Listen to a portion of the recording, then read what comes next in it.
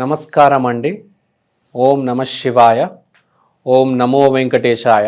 December 24 రాశి ఫలితాలకు స్వాగతం. ముందుగా మేషరాశి రాశి ఫలితాలు చూద్దాం. వీళ్ళ గ్రహస్థితి కుజుడు 4వ ఇంట్లో, బుధుడు 8వ ఇంట్లో, సూర్యుడు 9వ ఇంట్లో, శుక్రుడు 10వ ఇంట్లో. ముందుగా ఇప్పుడు గ్రహస్థితి నడుస్తుంది. దీనివల్ల ఏంటి లాభాలు, ఎలా జాగ్రత్త పడాలి, ఎలా మనం వాడుకోవాలి ఈ టైంని. ప్రస్తుతం మనం గృహ నిర్మాణం గురించి మాట్లాడుకుంటే ఒక ఫ్లాట్ కొనడం కానీ, ఒక ల్యాండ్ కొనడం కానీ ఇది సరైన టైం కాదు. ఎందుకంటే మనం చూస్తున్నాము హైడ్రా ఏమేమి చేస్తుంది. సో రియల్ ఎస్టేట్కి ఇది అంత మంచి టైం కాదు. ఎస్పెషల్గా మేషరాశి వాళ్ళకి కలిసి రాదనమాట రియల్ ఎస్టేట్ ఈసారి. బుధుడు 8వ ఇంట్లో ఉన్నాడు కాబట్టి, బుధుడు అంటే మేనేజర్. మీ మేనేజర్ మిమ్మల్ని ఇబ్బంది పెట్టడానికి ట్రై చేస్తారు, మిమ్మల్ని డామినేట్ చేయడానికి ట్రై చేస్తారు, అణిచివేయడానికి ట్రై చేస్తారు. ఫ్రెండ్స్ కూడా మిమ్మల్ని డబ్బులు కావాలరా, నాకు కొంచెం అప్పిస్తావా, ఈ రకంగా మాట్లాడతారు. సో ఫ్రెండ్స్తో, మేనేజర్స్తో కొద్దిగా జాగ్రత్త. తర్వాత రవి దగ్గరకు వస్తే, రవి విపరీతమైన హోప్ ఇస్తున్నాడు. రవి అంటే ఫోకస్. మన జాతక చక్రంలో సూర్యుడు ఏ ఇంట్లో ఉంటే మన జీవితంలో ఫోకస్ ఆ యాంగిల్లో ఉంటుంది. ఫర్ ఎగ్జాంపుల్ రవి 5వ ఇంట్లో ఉంటే మీడియా, సినిమా, దీని మీద ఫోకస్ ఎక్కువ ఉంటుంది. సో రవి అంటే ఫోకస్. సో ఇప్పుడు గోచారంలో మేషరాశి వాళ్ళకి రవి 9వ ఇంట్లో ఉన్నాడు కాబట్టి హోప్, 9వ ఇల్లు అంటే హోప్, అంటే ఒక ఆశ, ఒక నమ్మకం మీకు కుదురుతుంది. అంటే మీరు ఒక పాజిటివిటీని నమ్ముతున్నారు, మంచిని నమ్ముకొని ముందుకు పోతున్నారు. మంచి అంటే ఏం లేదు, దైవం.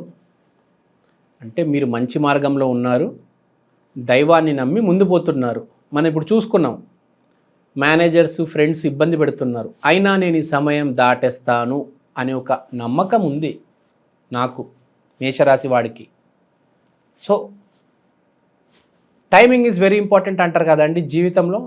జీవితం అంటే టెస్ట్, పరీక్ష మీద పరీక్ష, పరీక్ష మీద పరీక్ష జరుగుతూ ఉంటుంది. అప్పుడప్పుడు దేవుడు హెల్ప్ చేస్తాడు, అప్పుడప్పుడు దేవుడు టెస్ట్ చేస్తాడు. సో ఈసారి టెస్ట్ చేస్తున్నాడు, హెల్ప్ చేస్తున్నాడు.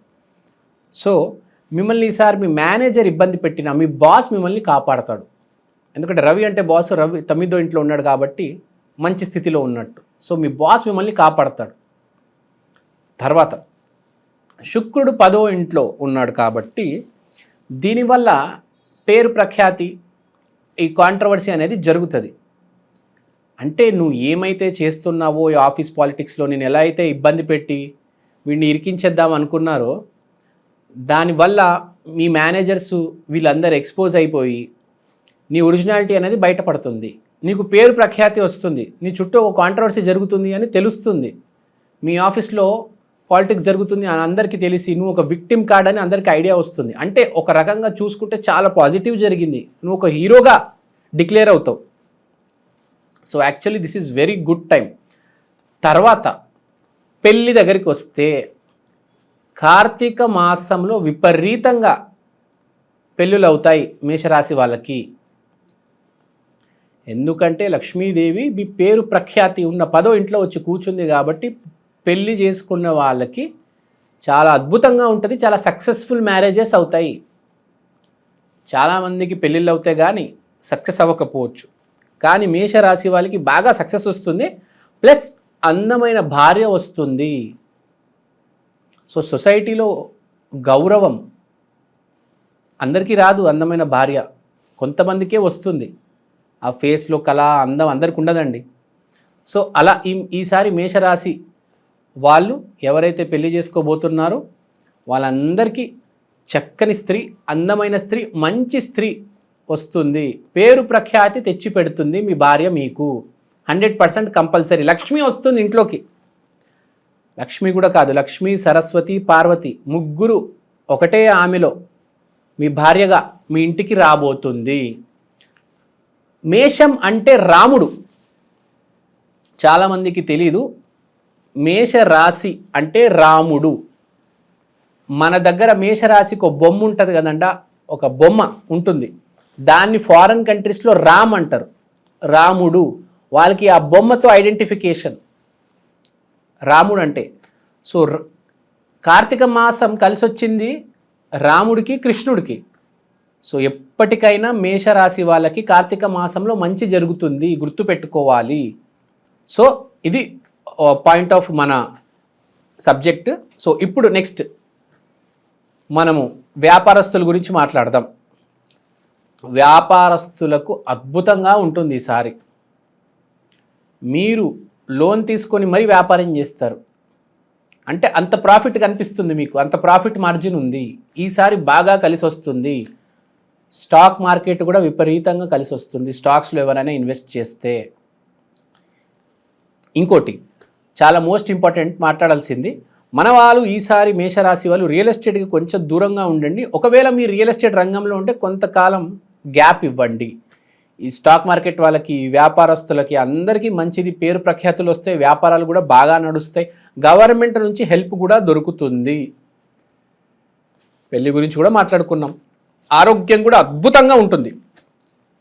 9వ ఇంట్లో సూర్యుడు కాబట్టి మీ ఆరోగ్యం మెరుగుపడుతుంది, ఒక్క అడుగు ముందుకెళ్తుంది.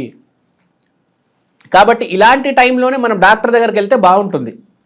సమయం బాగున్నప్పుడు అడుగేస్తేనే కదా కలిసి వచ్చేది. సమయం బాగున్నప్పుడు ఇంట్లో కూర్చుంటే ఇంకేం లాభం చెప్పండి. సమయం బాగున్నప్పుడు పని చేయాలి. సో ఏమైనా ప్రాబ్లమ్స్ ఉంటే డాక్టర్ విజిట్ ఇవ్వండి. కొంతమంది ఏం చేస్తారంటే, నా ప్రాబ్లం ఎప్పుడు తగ్గుతుందండి, 10 ఏళ్ళ నుంచి ఉంది, అనుభవిస్తున్నా, ఇంకా అనుభవిద్దాంలే ఏముంది అనుకుంటారు. అట్లా కాదు, ప్రయత్నం చేయండి, మంచి డాక్టర్ దొరుకుతాడు మీకు. ప్రాబ్లం నుంచి బయటికి రండి. ఎందుకు అనుభవిద్దాం అనుకుంటున్నారు, బాగా బతకండి. సో ఇప్పుడు రెమెడీస్ దగ్గరికి వద్దాం. మేషరాశి కార్తీక మాసం అంటే రాముడు. రామాలయానికి వెళ్ళి అన్నదానం చేయండి. గుడి బయట యాచకులు ఉంటారు, వాళ్ళకు దాన ధర్మాలు చేయండి. ఏం లేదు, రెమెడీ అంటే దాన ధర్మాలు చేయడం, అన్నం పెట్టడం, డబ్బులు ఇవ్వడం. రెమెడీలు చాలా రకాలుగా ఉంటాయి. మీరు ఏ రకంగా అయినా ఇవ్వచ్చు. బట్టలు ఇవ్వచ్చు, తిండి పెట్టొచ్చు, ఒక మాట సహాయం చేయొచ్చు, ఏదో రకంగా సహాయం చేయండి. రాముడు గుడి దగ్గర ఆ పరిసరాల్లో సహాయం చేయండి ఎవరికైనా. ఈ రాముడు, సీతమ్మ, ఆంజనేయ స్వామి వీళ్ళకి సంబంధించిన భక్తులు ఉంటారు కదా, వాళ్ళ చుట్టూ ఉండండి, వాళ్ళతో పాటు ఉండండి, వాళ్ళకి సహాయం చేయండి. అంటే ఇప్పుడు ఆంజనేయ స్వామి గుడి ఉంది, అక్కడ వెళ్ళి డొనేషన్ ఇవ్వడం. రాముల గుడి ఉంది, అక్కడికి వెళ్ళి డొనేషన్ ఇవ్వడం, అక్కడికి వెళ్ళి ఫ్రూట్స్ ఇవ్వడం, స్వీట్స్ ఇవ్వడం. ఇప్పుడు మీరు స్వీట్స్ ఇచ్చారనుకోండి, గుడిలో ఉన్న పూజారి అందరికి పంచేస్తాడు కదా ఒక రకంగా. సో రాముడు గుడికి వెళ్ళండి. కార్తీక మాసం మోస్ట్ ఇంపార్టెంట్, మళ్ళీ రాదు, మళ్ళీ ఇంకో సంవత్సరం వెయిట్ చేయాలి ఒకసారి ఈ మాసం అయిపోయిందంటే. ఇప్పుడు ఆల్రెడీ చూసాం, కార్తీక పౌర్ణమి అయిపోయింది. సో ఇప్పుడు మనకు 3వ కార్తీక సోమవారం కూడా అయిపోయింది. సో ఇంకా కొన్ని రోజులే ఉన్నాయి, ఇంకొక 10 రోజులు ఉన్నాయి అంతే. సో ఈ టైంలోనే ఎంతో కొద్దిగా దాన ధర్మం చేయాలి, సహాయం చేయండి. మీ దగ్గర ఎంత ఉంటే అంత సహాయం చేయండి. 10 రూపాయలు ఉన్నాయా, 100 ఉన్నాయా, 1000 ఉన్నాయా, అంత సహాయం చేయండి. చాలా బాగుంటుంది. మంచి మార్గంలో నడుస్తే ఎవరికైనా సక్సెస్ వస్తుంది, గుర్తుపెట్టుకోండి. ఎస్పెషల్లీ మేషరాశి వాళ్ళకి కార్తీక మాసంలో అద్భుతమైన సక్సెస్ వస్తుంది. కాబట్టి ఈ టైంలోనే మంచి చేసుకోవాలి. నేను చెప్పే మోస్ట్ ఇంపార్టెంట్ టాపిక్ ఏంటంటే, మనిషి కష్టాన్ని, టాలెంట్ని నమ్మాలి. మీ టైం బాగున్నప్పుడు మీకు అవకాశం వచ్చి డబ్బులు సంపాదిస్తారు, పేరు ప్రఖ్యాతులు వస్తాయి. నేను ఇవాళ కష్టపడుతున్నాను, ఈ నెలంతా కష్టపడ్డాను, ఈ సంవత్సరం అంతా కష్టపడ్డాను, కానీ నాకు ఫలితం రాలేదే. ఎవరికి తెలుసు, మీకు 10 years టైం బాగాలేదు. అలా అని మీరు ఇంట్లో ఖాళీగా కూర్చోవడం, బానిసలైపోవడం, ఇవన్నీ ఉండకూడదు. ఇక్కడ చెప్పే పాయింట్ ఏంటంటే, మనకు టైం బాగున్నా టైం బాగాలేకపోయినా మనము కష్టపడాలి, కష్టపడుతూనే ఉండాలి, తెలివితేటలు వాడాలి.